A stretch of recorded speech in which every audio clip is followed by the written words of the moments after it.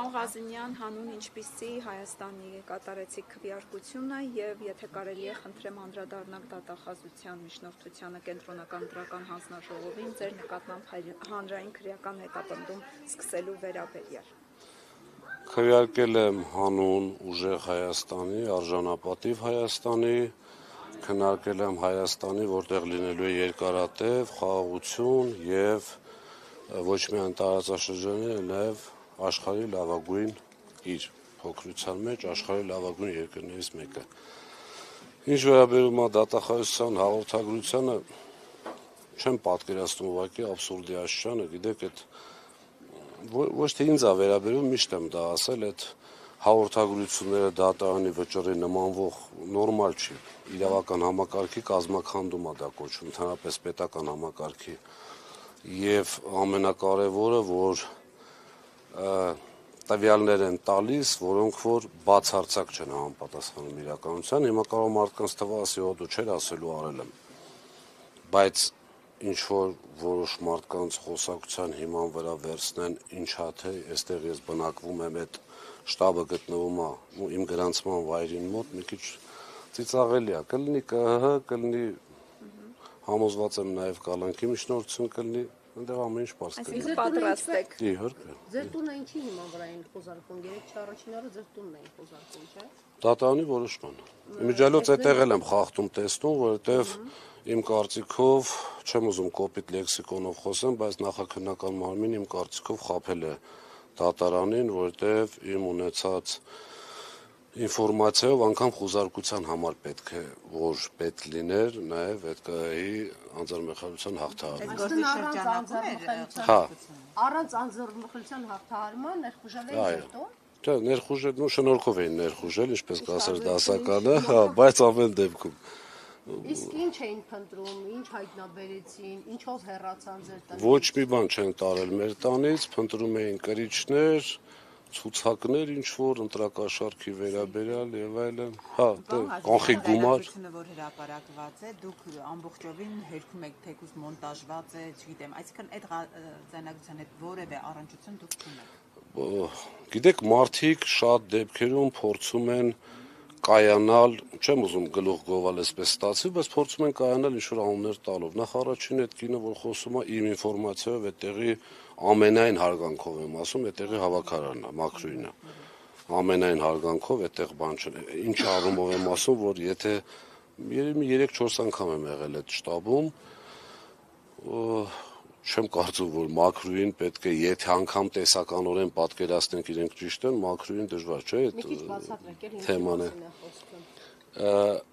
Խոսքը գնում է, նախ չնայած իրենք ասել են, դա այդ ձայնագրության մասին խոսեմ, ձայնագրության մասին խոսեմ, իբրև թե ես բերել եմ, տվել եմ 1.400.000 դրամ, ասել եմ դա կաշառքի փող է։ Լավա հետևից չեն ասում։ Այո, լավա չեն ասում, որ ասել եմ հանգարց ուրիշ բանի վրա չծախսեք, էսի մաքուր կաշառքի փող է, էլի մի քիչ աբսուրդ է, էլի։ Հետո գիտեք ինչ կա, Երևան քաղաքի պատասխանատուն եմ 470-ի կարգի տեղամաս կա Երևան քաղաքում, ամենտեղ եղել եմ վերջի ամիսների ընթացքում եւ անընդհատ։ Եվ երկրորդը, եթե գաղտնալսել են, ես էլ այդտեղ եղել եմ, ապա ինչու չեն իմ խոսացածը հրապարակում։ Իմ խոսացածը որ հրապարակեն, ոչ միայն կփլվի իմ գործը, այլ նաև ընդհանրապես բոլոր իրենց ասած ընտրակաշառքների, ճակերտների մեջ գործը։ Ինչի համար, որովհետև ընտրակաշառքը դա բազմիցս ասել եմ, հիմա կրկնեմ, դա նյութապես շահագրգռել կամ խոստանալ պոտենցիալ ընտրողին ակնկալելով կամ պահանջելով նրա ձայնը։ Հիմա այդտեղ խոսում են, չգիտեմ, 100.000, 200.000, իմիջիալոց ձայնագրության մեջ էլ անգամ այնտեղ մարդիկ ասում են, չէ, աշխատավարձը ստացար, աշխատավարձը եւ այլ եւ այլ։ Ուզում ասեմ, վերջին ընդհանրապես ընտրակաշառք որպես այդպեսին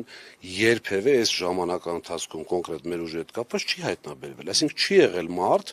որ գա ասի ինձ տվեցին X գումար, ասեցին կգնաս ձայնդ կտաս։ Այ երբ որ հիմա հարցնեն ասեն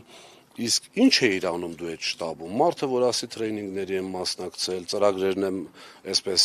ուսումնասիրել, գնացել եմ մարդկանց ներկայացրել եմ, շտաբ մարդիկ են մտնում, վերջնաշով կուսակցության շտաբա։ Մարդիկ են մտնում, բացատրում են ծրագրերը, իրենց ուզող հարցերին են պատասխանում, դա կստացվի աշխատանք, չէ՞։ Հենց որ դա ստացվում աշխատանք, արդեն ընտրակաշառքը չի ստացվում։ Դրա համար, այո, դրա համար քննիչը բնականաբար այդ հարցը ոչ կտա, ոչ իրեն դա հետաքրքիր է, եւ ամենակարևորը վերցնել, չեմ ուզում այսպես մի քիչ հումորով նայենք սրան, ստացվում է, որ մի ձայնի համար պետքա, չգիտեմ, ինչ որ 100,000 են ասում, 200,000 են ասում, մի խոսքով ծայրից ծայր абսուրդ է։ Պարոն Ղազարյան, բայց տեսեք համատարած մասսայական խուզարկություններ, ձերբակալություն վերջին օրերին, երբ որ ընտրություն է մոտենում։ Սա ինչի համար, այսինքն վերջին օրերին թողել են, որ ինչի համար, որովհետև եթե այդ ձայնագրությունները իրենք ունեին, վաղուց ունեն, այս վերջին օրերին ինչ են այդպես համատարած մասսայական խուզարկություններ։ Ես համոզված եմ, որ իշխանությունը սա սրտանց չի անում։ Յուրաքանչյուր իշխանության համար, անգամ բռնապետական ինքը շատ ճիշտ կհամարի, որ տենց անցնցում գնա դրան, բայց հաշվի առնելով իրենց զեկուցված թվերը, հաշվի առնելով մեր հանրապետության հրապարակի հանրահավաքը, որը միանշանակ իրենցից շատ էր, հաշվի առնելով բեմը որտեղ էր դրված, հաշվի առնելով այդ վարչական ռեսուրսը դուք էլ բացահայտել եք, շատ շնորհակալ ենք ձեզ դրա համար, եւ եթե անգամ մենք իշխանության գանք, Աստված մի արածի օգտագործենք, մերն էլ բացահայտեք, չնայած չի լինի այդպիսի բան, այդ չափիչ, այսպես ասած, գործողությունները կատարելուց հետո հասկանում են, որ ուղղակի տարբերակ չունեն։ Այդ բaragայում ուժերը թույլատնելու համար են, իհարկե համակարգված աշխատանքի ընտրության օրով երկու խնդիր են լուծում, առաջինը կազմաքանդ են, այսպես ասած, մեր նախընտրական շտաբերը, հիմնականում, եթե զգում եք, այսպես պատասխանատուներին են ձերբակալում, եւ երկրորդը կողքիններն էլ վախեցնեն, որ ասեն, վայ ինչ, հենց հիմա տեսնում եք, մասնակցության աճը Գյուղացիա ստացվեց, ամեն տեղ անձիկ են շրջապատել, ուրեմն ուժեղ Հայաստանի կուսակցությունների գրասենյակը, հա։ ամեն տեղ, այսօր մինչև երեկոյան ընտրատեղամասերի ավարտը կարծում եմ նաև հետո լինելու է, ուղղակի ես դիմում եմ մեր հայրենակիցներին բացարձակ չվախենալ եւ ոչ իրենց հպարտությամբ, բայց ես հպարտ եմ, որ տեսնում եմ այս մասնակցությունը։ Պարոն, բայց այս ամենը հաշվի առնելով, հա, ուժեղ Հայաստանի հաղթանակի դեպքում պատկերացնում եք ինչ է սպասվելու, օրինակ ձեզ։ Աշխատանքի առումով։ Չէ, նկատի ունեմ հենց իշխանությունների կողմից, որոնք չանցնեն եւ հաղթի ուժեղ Հայաստանը։ Եվ ինչ պետք է անեն։ Չէ, գոնե մի անգամ իր խոսքը կպայի, թե չէ, այս 8 տարվա մեջ, մի անգամ։ Եթե չպայի, գնդակահար եք պատի։ չէ, սենց ասեմ, շատ լավ հասկանում եմ, որ նախ չունենք այդպիսի գնդակահարության հոդված մեկ, երկրորդ ուժեղ Հայաստան իր առաջնորդով գնդակահարող չի, դաստիարակող է, ցիվիլ սահմանադրական մեթոդներով, եւ երրորդը նաեւ շատ լավ հասկանում է, որ չի կարող ուղղակի, գիտեք, ես չեմ ուզում այլ ուժերի փնով եմ կամ ինչ-որ բան ասեմ, ամենայն հարգանքով, մեր հետ մի քիչ ուրիշ է։ Դուք վստահ եք, որ հաղթող ամեն դեպքում դուք եք լինելու։ Այո։ Միասնական ուժերով թե առանց։ Քանի ժողովրդի քվեն վերջնական այսպես պարզ չի դարձել, ես ունեմ համոզմունք, որ միայնակ ենք հաղթել։ Ինչու է Գյումրին այսպես շատ կենտրոնացված ուշադրության կենտրոնում։ Թիրախ ասելը մի քիչ մեղմ է։ Հատուկ ֆիքսացություն կա Գյումրու վրա եւ լուսաբացին 32 հոգու։ Ես ասում եմ սա 11-ի ժամը 11-ի դրությամբ, այս պահին չգիտեմ։ 32 հոգու ձերբակալելը եւ այսպես հենց Գյումրին թիրախավորել է։ Ի վերջո Գյումրին այդ գլխատվածը չունի քաղաքապետ։ Ինչով եք սա պայմանավորում, ինչու հենց Գյումրին։ Երկու հանգամանքով, առաջինը այսպես դաղված են Գյումրիից, հաշվի առնելով, որ մի անգամ մեր թասիբով գյումրեցիները ցույց տվեցին իրենց կամքը եւ միջև վերջ դեր կանգնեցին, համոզված եմ նաեւ ամբողջ Հայաստանն այս անգամ դա անելու եւ բնականաբար հա եւ երկրորդը էլի նույն սցենարն է աշխատում, այսինքն չափել են, իրեն զեկուցվել է, որ Գյումրիում խայտարակ պարտություն է սկրելու եւ անցել է, դուք մենակ ձերբակալություններն եք նայում, մենք բազմաթիվ, երևի չգիտեմ, արդեն հարյուրավոր անգամ հազարավոր բողոքներ ենք ստանում, տարբեր տեսակի կուտակումներից, իրենց մեքենաները տեղ կանգնացնելուց, այսպես հուշող, այդ ոչ միայն Սերգեյ Բագրատյան ԿՊ-ի ընտրատարածքից չի հեռանում ԿՊ թեկնածուի հետ։ Դե գիտեք ինչ, հիմա վերջին հաշվով անգամ դա չի օգնելու իհարկե, բայց իշխանական ռեսուրսը օգտագործել եւ այդ ուղղորդողների բանակը, այսպես ասած, տարբեր տեղամասերի մոտ ես այսօր պատտվել եմ մի քանի տեղ, ինձ տեսնում են, ճիշտ ասած, տենց արագ ցրվում են, հասկանալով, որ Ուժեղ Հայաստանը վտանգ է։ իհարկե վտանգ է։ Ուժեղ Հայաստանը վտանգ է բոլոր ոչ հայերին, վտանգ է բոլոր ոչ հայրենասերներին, վտանգ է բոլոր ոչ օրենքով գործողներին, բայց ամեն դեպքում այս ամբողջ այսպիսի ռեսուրս, գիտեք, որ բոլոր ժամանակներում հնարավոր են ինչ-որ բաներ եղած լինեն, ապացուցված, չապացուցված, բայց սենց բան, անկեղծ ձեզ ասում եմ, ես չեմ պատկերացնում ուղղակի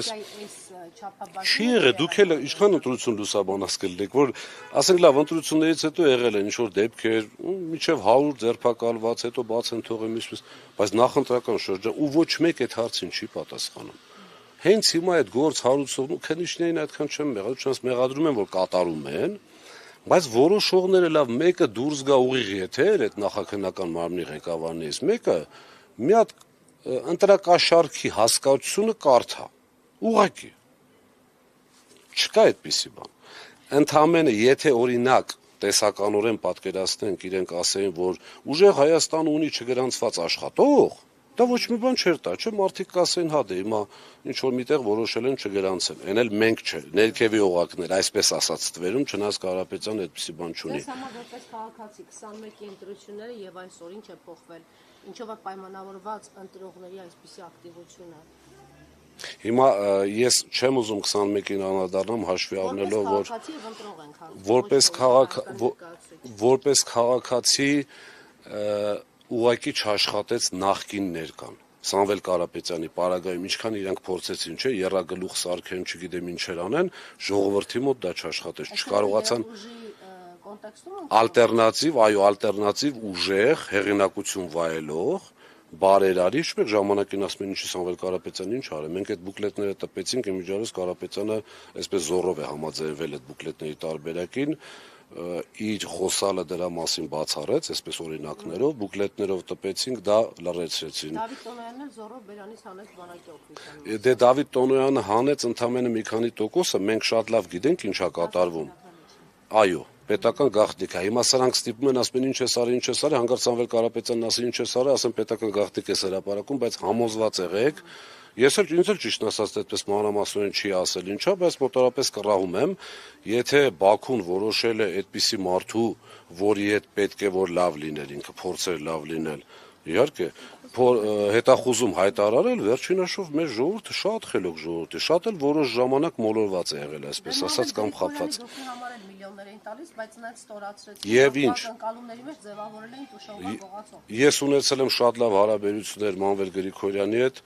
բոլորը լավ գիտեն այդ Տուշոնկա շոուն ինչ է եղել եւ ոնց է կազմակերպել, այսինքն հերոսները պետքա գնան մահանան եւ հետո նոր իր բոլոր թերություններով հանդերձ, բայց ամեն դեպքում արել է, չէ՞։ Պարոն Ղազենյան, դուք նշեցիք, որ համատարած ռեպրեսիաներ են եւ այսպեսի բան աննախադեպ է, չի եղել։ Ամեն դեպքում, եթե իշխանությունը այո գնա ամեն քայլի պահելու իր իշխանությունը, դուք պատրաստ եք դուրս գալ եւ պաշտպանել փողոց, պաշտպանել ձեր ձայները, քաղաքացու քվեները։ Եկեք Ներողություն կհաջողվի Փաշինյանին լրացնել, հա, ընդդիմախոսներին։ Եկեք օրինակներով խոսենք։ Սամվել Կարապետյանը որ պահին ուզեր, չէ, ինքն էլ է ասել, որ պահին ուզեր դուրս էր գալու հեծը ներողություններով, ես անգամ առանց իմանալու կոնկրետ դա ենթադրել եմ։ Նարեկ Կարապետյանը անընդհատ հեսա բռնելու ենք այս քերական գործը, մյուսը մի սանտիմետր հետքայլ չկա։ Մեր ընդհանրապես ուժի բոլոր իմ օրինակը բերեմ։ Հիմա 3 հայտարարել են, թվում է թե ես պետք է, չգիտեմ, հագնվեմ, միջև տեսնեմ կրում ենք կամ ինչ ենք, իհարկե հաղթում ենք, բայց ամեն դեպքում չկա այդպիսի բան, իրենք էլ են շատ լավ հասկանում, որ մեզնից ոչ ոք Կարապետյանի գլխավորությամբ կես քայլ հետ չեն դնելու։ Իսկ դա իրենց համար շատ մեծ խնդրեմ է, հավատացած եղեք։ Մենք ամեն մի քվեն ատամներով պահելու ենք, մենք գործելու ենք սահմանադրության շրջանակներում, իրենք ինչ կանեն համոզված չեմ։ Ես անգամ ունեմ կասկածներ, որ միջև ընտրությունն էլ եւ առավել եւս ընտրություններից հետո փորձելու են ինչ-որ պարտվելու դեպքում բախումներ մյուս, բայց մենք չենք անի դա, բայց պատրաստ ենք ամեն ինչ։ Փաշինյանի սիրտը մարտի 1 է ուզում։ Դե հաշվի առնելով, որ այդ խոսույթը, այդ պրովոկացիաները, այդ ամեն ինչը չեմ կարող ասել մարտի 1 չմեղադրեն ասեն զոհերի հետ կապված, բայց այդպիսի մի բան համոզված եմ ուզում։ Իզուտ իվիճակ է լինելու այդ քաոսը։ Միանշանակ այստեղ կապ չունի։ Հիմա տեսեք, այսպես Շայինները ձեր կարծիքով քվեարկության արդյունքներից ելնելով արագ միանշանակ այսպես ռեպետիցիան, sense ռուսերեն ասած, հիմա արդեն արվել է այն առումով, որ այս ռեպրեսիաների պարագայում մեր թիմը կանգուն է, չէ՞։ Բնականաբար նաև հետընտրական, եթե Աստված չանի իհարկե, ճիշտ էլ չի, թող պարտվողը, այսպես իր խոստումը պայի թողնի գնա։ Բայց եթե որոշի իշխանությունը գնալ ինչ-որ քայլերի, ես համոզված եմ ասում, մեր կուսակցության, մեր ուժի, մեր ղեկավարի անունից մենք պատրաստ ենք բոլոր մարտահրավերին, ցանկացած, բառից բուն իմաստով։